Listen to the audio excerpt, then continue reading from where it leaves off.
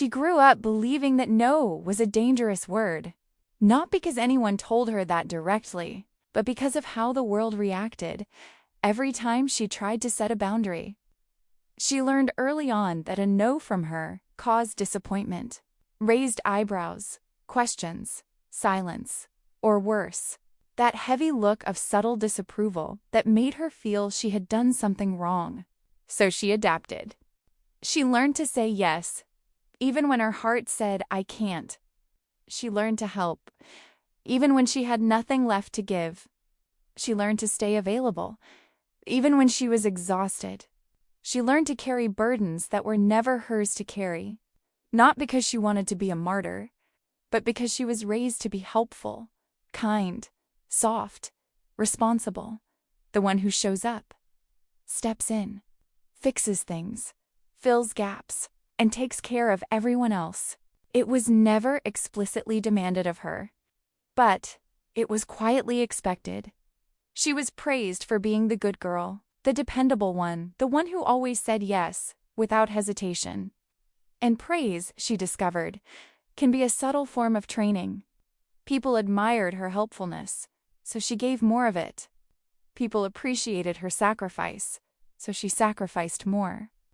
People noticed her reliability, so she made sure never to disappoint.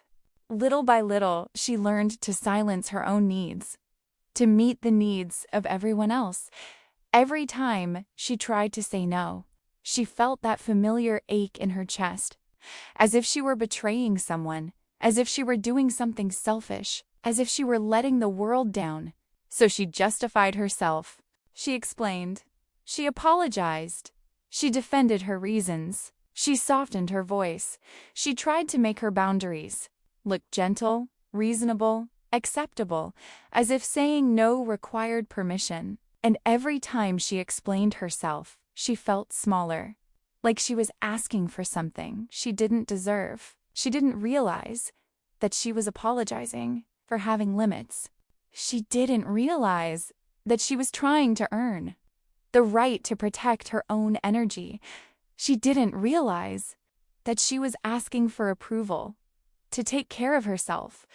So she lived a life where she was always available to everyone but herself. People came to her because she made everything look effortless. They leaned on her because she never leaned on anyone. They asked for help because she never said she couldn't. And she kept giving even when she was tired, even when she was overwhelmed, even when she was breaking quietly inside. She told herself that being needed was the same as being valued, that being useful was the same as being loved, that being available was the same as being important. And because she believed that, she gave everything she had, every minute, every ounce of energy, every emotional resource she could possibly stretch, until one day, she felt something inside her snap. Not in anger, but in exhaustion.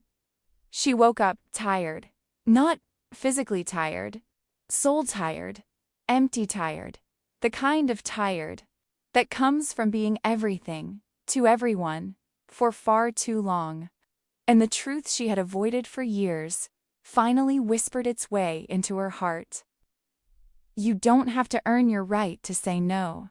It was a terrifying thought because it confronted everything she had been taught to believe. She didn't know how to rest without feeling guilty. She didn't know how to decline without offering a detailed explanation. She didn't know how to set limits without apologizing. But she was beginning to understand that the life she was living was not sustainable. She was pouring out more than she could replenish. She was giving love she didn't receive back. She was offering time she didn't have. She was sacrificing herself for people who barely notice the cost of her kindness. And slowly, painfully, with a courage she didn't know she had, she began to question the world. That taught her she needed to explain her boundaries. She began to ask herself, Why do I owe explanations for protecting my peace? Why do I feel guilty for choosing myself? Why does my no feel like a confession instead of a boundary? And those questions, those simple, quiet questions, became the beginning of her transformation. This is the story of how she finally stopped justifying her limits, apologizing for her boundaries, and explaining her no as if it needed approval. A story of the moment she realized that her time, her energy, and her heart were not community property. A story of how she learned to honor herself without explanation. And maybe, if you're listening right now, you know exactly how that feels. She never realized how heavy a yes could be until she looked back at how many times she had given it away freely, automatically, reflexively, without ever asking herself whether she had the time, the energy, or even the desire to say it. She said yes as a child because she wanted to be helpful. She said yes as a teenager because saying no felt rude. She said yes as a young woman because she didn't want to disappoint anyone. She said yes as an adult because everyone had grown accustomed to her reliability. And somewhere along the way, her yes stopped being a choice and became an obligation, a role she was expected to play, a version of herself she didn't know how to step out of. People didn't ask if she had space. They simply assumed she did. People didn't check if she was overwhelmed. They assumed she would handle it. People didn't wonder if she needed help. They assumed she was fine because she always appeared to be. Her yes became the foundation of everyone else's comfort. And because she was good at carrying everything, no one questioned whether she should. No one noticed the cost. Not the late nights, not the emotional fatigue, not the juggling of responsibilities, not the way she swallowed her needs to make room for everyone else's. They only saw the results. The tasks completed, the crises solved, the favors done, the peace kept. And she let them see only that because she didn't know how to say yes any differently. She didn't know how to say yes without sacrificing herself. She didn't know how to say yes without suppressing her feelings. She didn't know how to say yes without becoming smaller than the version of herself she needed to be. She convinced herself that her yes made her kind, but sometimes it made her invisible. She convinced herself that her yes made her strong, but sometimes it made her exhausted. She convinced herself that her yes kept the peace, but sometimes it kept her living a life she didn't choose. Saying yes all the time left a mark on her, one she didn't notice until the weight became unbearable. Her body felt it before her mind acknowledged it. The tension in her shoulders, the tightness in her chest, the fatigue she couldn't escape, the breath she forgot how to take deeply. Her soul felt it before she spoke it aloud. The quiet resentment, the hidden grief, the frustration she didn't allow herself to feel, because a lifetime of saying yes teaches a woman many things: how to be dependable, how to be capable, to be strong, how to be needed. But it does not teach her how to be free, and freedom requires the courage to say no, a courage she had yet to discover, but was slowly learning to reach for. Every time she tried to say no, something twisted inside her, a quiet guilt, a heaviness in the chest, a voice whispering that she was doing something wrong. It didn't matter. If she was overwhelmed, exhausted, busy, or simply unable to take on more. The moment the word no formed in her mind, she felt a wave of discomfort surge through her. But this discomfort didn't come from selfishness. It came from conditioning.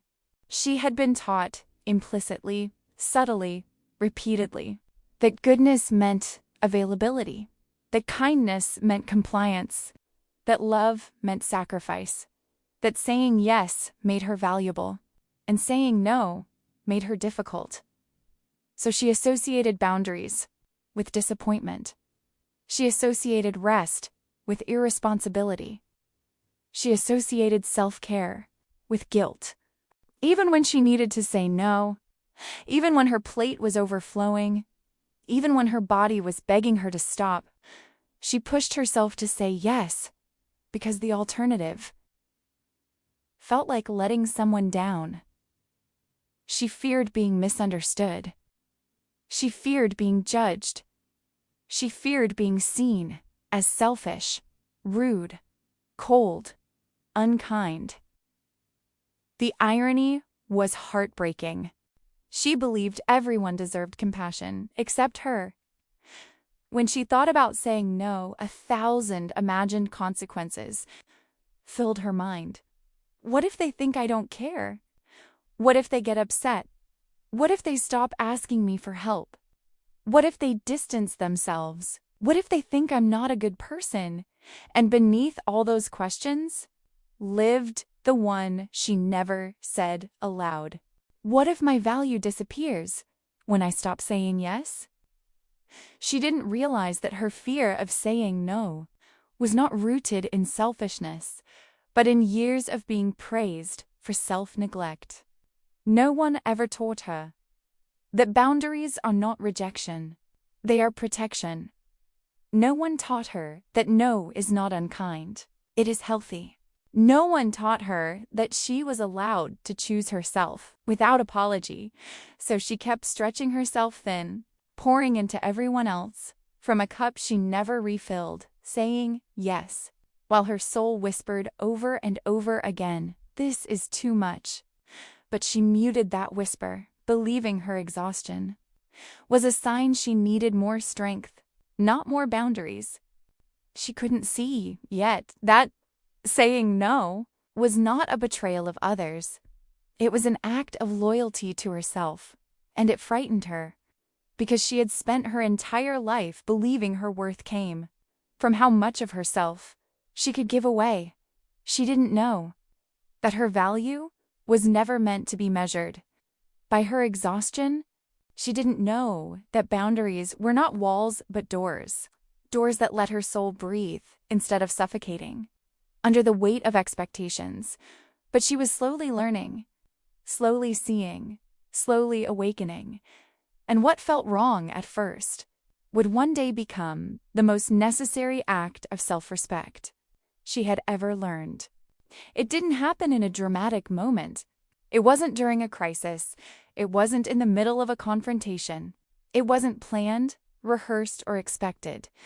It happened quietly, in a simple situation that normally would have pulled a yes from her without hesitation. Someone asked her for something. She didn't have the time, the space, or the emotional energy to give. On any other day, she would have said yes, not because she wanted to, but because she believed she had to. She would have rearranged her schedule, sacrificed her time, rushed through her own needs, and apologized later for feeling overwhelmed. But that day was different. She paused. Something inside her paused with her. A small, trembling voice that had been ignored for years finally spoke up. You don't have to justify your limits. And before she could overthink it, before guilt could rise, before fear could convince her to shrink again, the word left her lips gently, softly, but unmistakably. No, just that, nothing more. No reasons, no long explanations, no apology, no scrambling to soften the impact, no nervous laughter, no desperate attempt to prove she still cared. Just no. For a moment, she couldn't breathe. Her heart thumped in her chest as if she had done something forbidden. Her palms grew warm.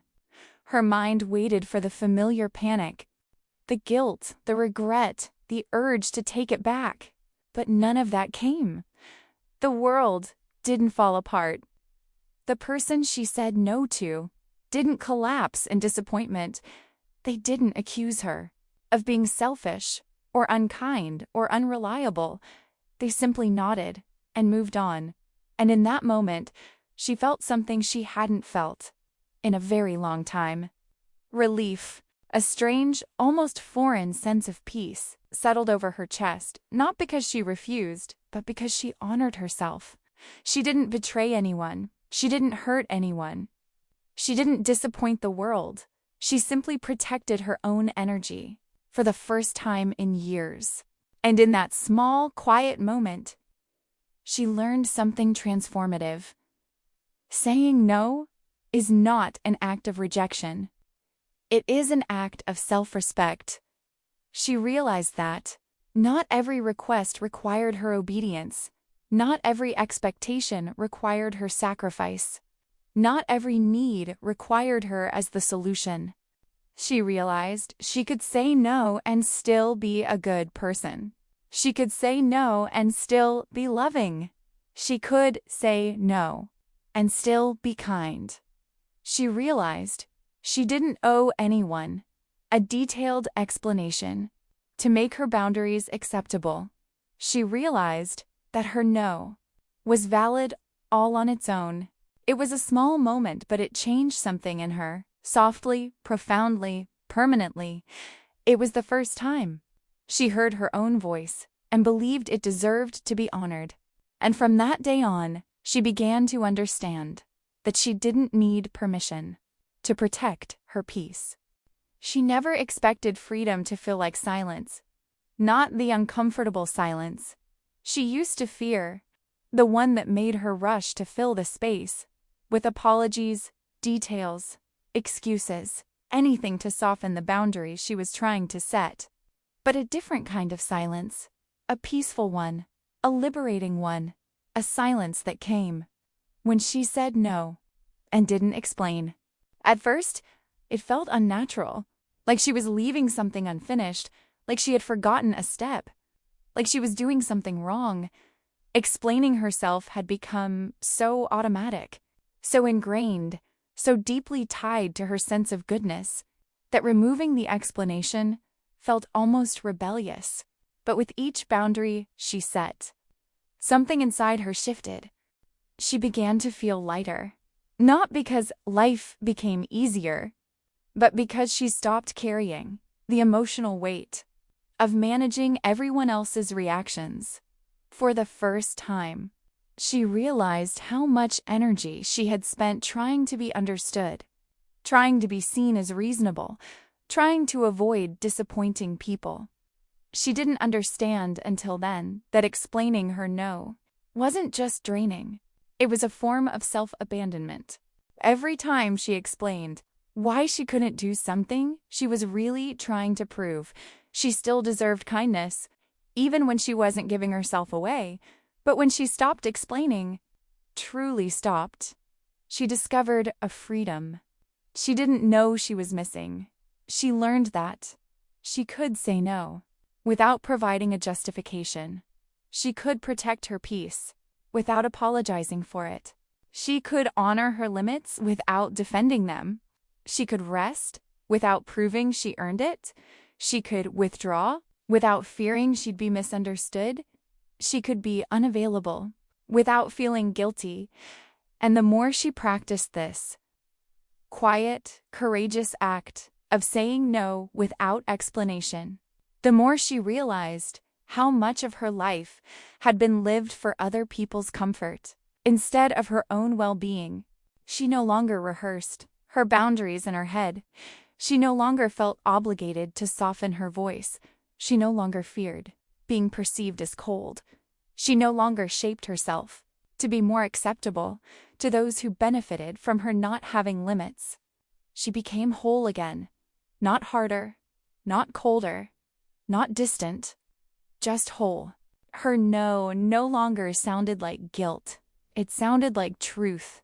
Her boundaries no longer felt selfish. They felt sacred, and the freedom she found didn't come from distancing herself from others. It came from finally coming home to herself. She discovered that a woman who no longer explains her boundaries is a woman who has reclaimed her voice, her time, her value, her energy, her life. And in that quiet freedom, she found the strength to build a life that honored not just what she could give, but who she was allowed to be. Peace didn't arrive as a sudden transformation or a dramatic moment where everything made sense at once. It arrived slowly, quietly, with every boundary she learned to set, every no she allowed herself to say, every moment she chose truth. Over people-pleasing, peace came the day she realized she didn't exist to make everyone comfortable. Peace came the day she accepted that her limits were not flaws, they were protection. Peace came when she stopped over-explaining her boundaries to people who never explained their expectations of her. Peace came when she understood that her value was not rooted in sacrifice. For the first time in her life, she felt safe inside herself. Not because life became easier, but because her identity no longer depended on meeting every demand. She stopped carrying the invisible responsibility of keeping everyone happy. She stopped saying yes as an act of survival. She stopped apologizing for choosing herself, and something beautiful happened. She rediscovered who she was beneath all the expectations. She became softer, not because she was pleasing people, but because she was finally gentle with her own heart. She became stronger, not because she did everything, but because she stopped doing what drained her. She became present, not because she was everywhere, but because she learned to stay where she truly belonged. She became authentic, not because she explained herself, but because she didn't need to. Her life didn't get louder. It got quieter, more intentional, more grounded, more honest. She no longer feared losing people when she said no. She feared losing herself if she kept ignoring what her soul needed.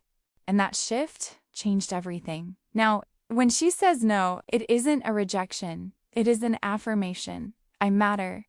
My time matters. My peace matters. My energy matters. My boundaries matter. I deserve space in my own life. This peace, this steady, anchored peace, didn't come from doing more. It came from letting go of what she was never meant to carry. It came from learning that honoring her limits is not selfish. It is sacred. And as she continues to grow, to heal, to choose herself with grace, she understands something she never knew before. A woman who honors her boundaries does not lose herself. She finds herself, and in finding herself, she finally becomes the woman she was always meant to be.